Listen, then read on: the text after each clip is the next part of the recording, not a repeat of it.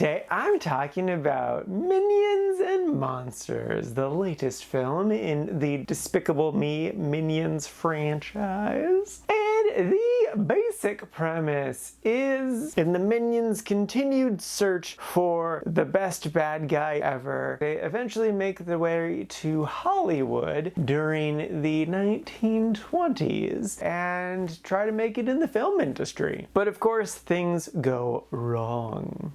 And yeah, no, this was a nice, pleasant little movie. It's cute, it's harmless fun, it's silly. They do a lot of the same things they've done in the past, but it doesn't feel tiresome. It still feels fairly fresh and is delightful and charming. As a film nerd, I loved all of the references to iconic films, actors, and directors. Like, it is just packed to the brim. At one point, they're naming off a bunch of minions, and all of their names are just famous directors.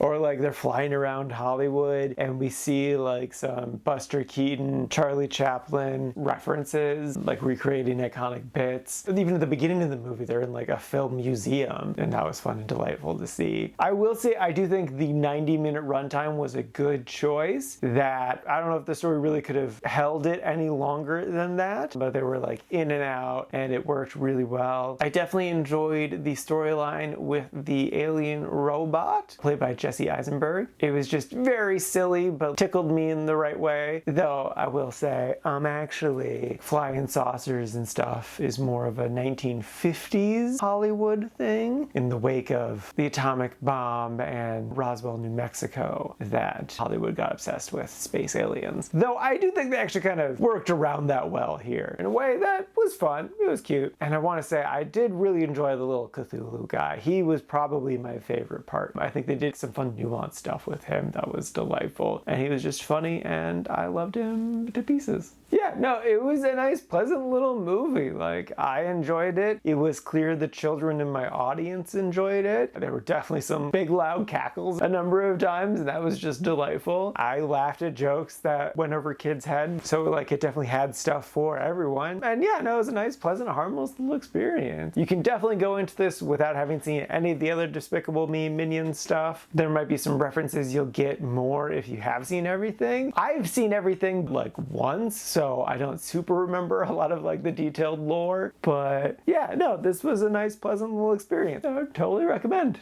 And now for my ranking, I put this at number 36 in the quite like section. And this is out of a total of 51 new movies so far this year.